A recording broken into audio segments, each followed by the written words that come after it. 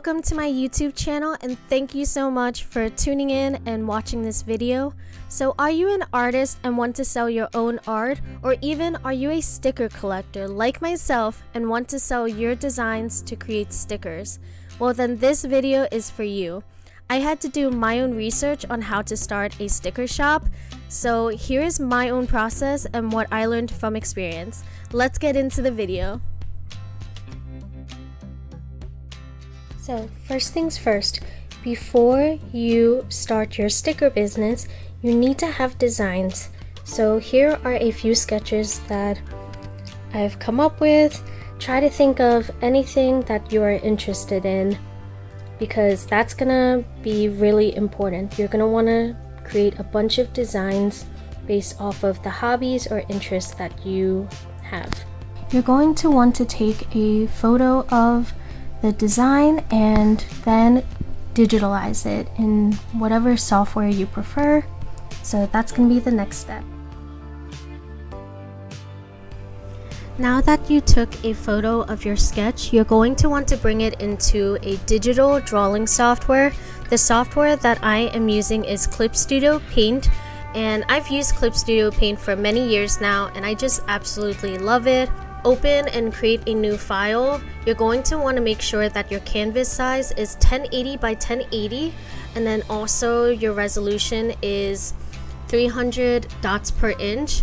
That way for your design it doesn't become blurry or pixelated, especially if you have to enlarge it or make it smaller. So here is the sketch of the pottery wheel, and you're going to want to digitalize your sketch and make sure it is vector. So this is the vector image right here. You're going to want to make sure that you export this image as a PNG and make sure to have a transparent background if you want to be able to change the color and allow customers to select different colors or have it be more custom and personable. Then you can go ahead and do so, but it is up to you about that.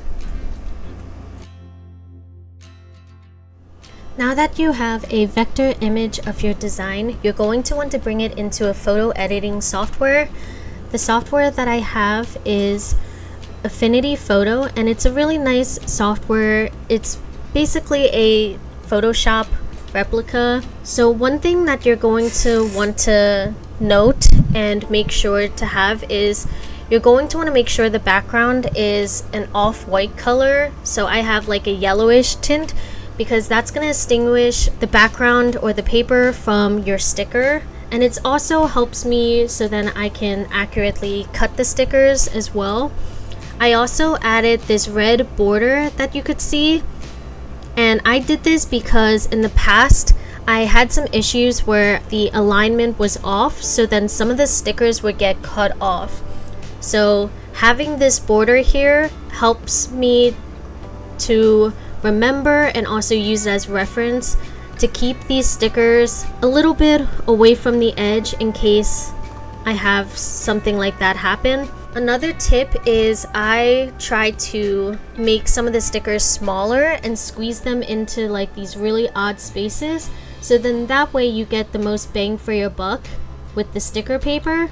In case you didn't do it in your digital software, you could also use this feature of Quick FX and outline, and then that way you could create an outline for the sticker or even change the outline. And the next step that I will show you is the kind of sticker paper I use and how to print properly.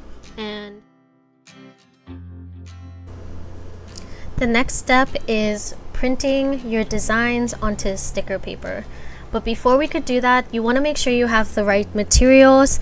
So the printer paper that I use for stickers is this right here. It's QYH. It is printable vinyl sticker paper for inkjet printer, and it comes with 50 sheets, and I use the glossy one as well. And I got this off of Amazon. And what I really like about it is it gives you instructions on the back. This is also supposed to be waterproof as well, which is nice. And I've been using this for a very long time. and I actually went through one packet of sticker paper. So otherwise, you could also upload your design to a printing manufacturer. When I first started out, I wasn't sure what the best method for me would be. So in the beginning, I basically uploaded my design and got sent a bunch of these already cut out sticker designs, and I used sticker app. You're gonna want to just look at the websites. If you buy a bulk load of the stickers, you'll definitely get like a better discount or a better deal. However though, when you're first starting out, sometimes it's kind of a gamble because you might end up losing money by doing this, especially because I've only sold a few of these and I ended up getting, I think it was like 100 of them printed. So it's your choice. But what I do now is I just use the sticker paper and print them myself and cut them myself. Now that you have the materials, you are ready to print.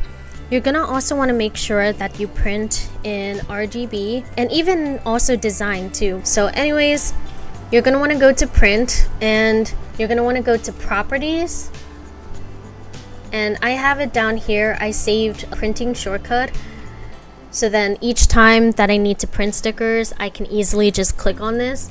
But you're going to want to make sure it's letter size, the borderless is on, and then you're going to want to make sure you use HP photo papers, and then the print quality is also best.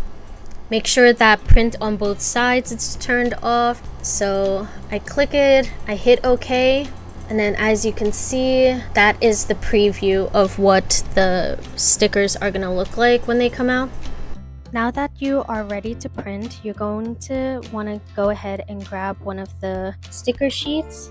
And I had to do some research as to what side you're supposed to have up and what side you're supposed to put down. And for my printer, you're supposed to put the gloss side face down. And as you can see on my printer, I have a little reminder in the future to put the gloss side. To see how it's glossy, you're going to want to go ahead and put that face down into the tray. Again, each printer might be different, so you will need to kind of research and put your paper in the correct way. And the printer that I also use is HP Envy 5055. I'm pretty sure any newer printer will be super helpful and super useful and efficient for this process. And then you can go ahead and push the tray in, and then now you're going to want to make sure you modify the paper type. So always make sure the paper size is letter, so 8.5 by 11 inches, and then change the paper type to photo paper. That's what the instructions say on the other side of the box. And once you're done that, hit done.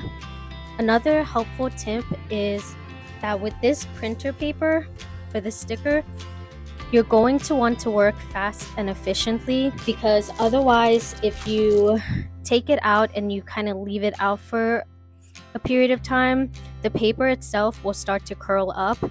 So don't take this paper out until you're ready to use it. Now that you are ready to print your stickers and you have your printer all set up and the paper loaded in, you could go ahead and print.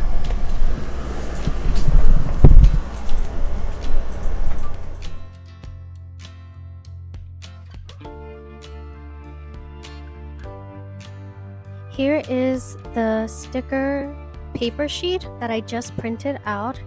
And what I normally do is I normally find a flat surface to set this down, and I will just let it dry and not touch it for about a day just to be safe. I know you could start cutting the stickers after a few hours of doing this, but I just like to be safe, so I'm gonna find a nice spot to put this. And I know for ensuring that it is waterproof, you're supposed to actually wait for more than a couple of days before putting this underwater, just to let the ink like cure into the paper first. So something that is also really helpful is I will go ahead and cut basically just generally around the sticker that I need to cut out. That way I can separate the sticker that I actually want to cut from the rest of the sheet. And then, so here it is. And over time, I've learned to cut in different directions.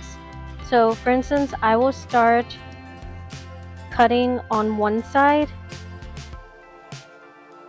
and then just getting to the point. And then instead of cutting all the way around in the same direction, I'll flip it and then start cutting it from the other side as well. And bring this cut to the other cut.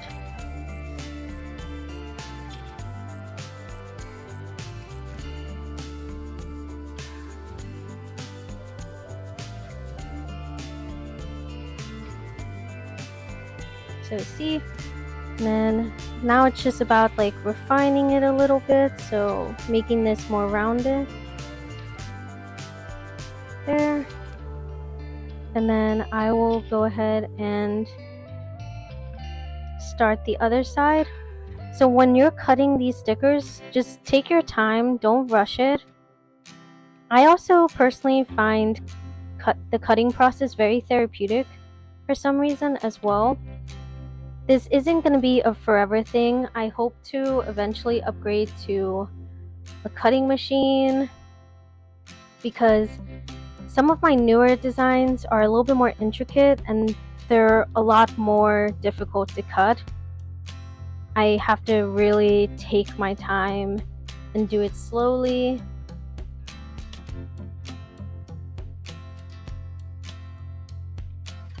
And there's also a few instances too where I accidentally overcut and then I had to fix it a little bit too.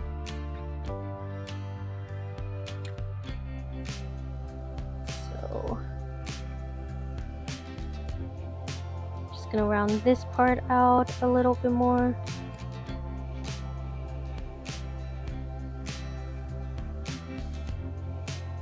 And like I said before, besides it being therapeutic, I kind of like cutting the stickers myself because each time I cut this pottery sticker, for example, it always turns out different. You know, it's not always going to be cut the same exact way as the other one. So I just like that personalization a little bit, but it is a process. It does require some time. And as you cut more of your stickers, you'll get the hang of it more. It'll become more easier. You'll be able to be more efficient. You'll find different ways to cut it, so it takes less time.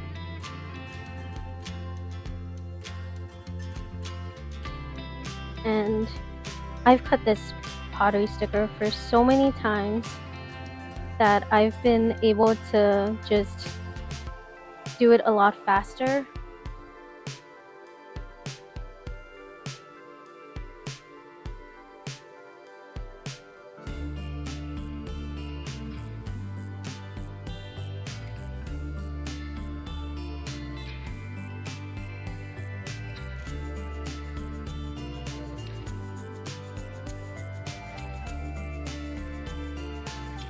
So yeah, I'll get to that point and then I'll start from here.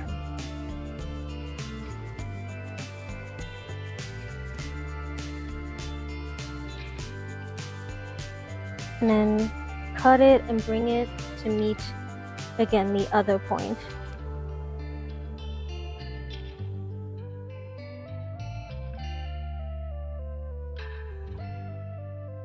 So this is the sticker cut out.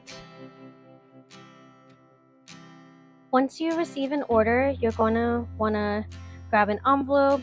I bought these envelopes on Amazon because you could get 100 pieces, so basically 100 envelopes.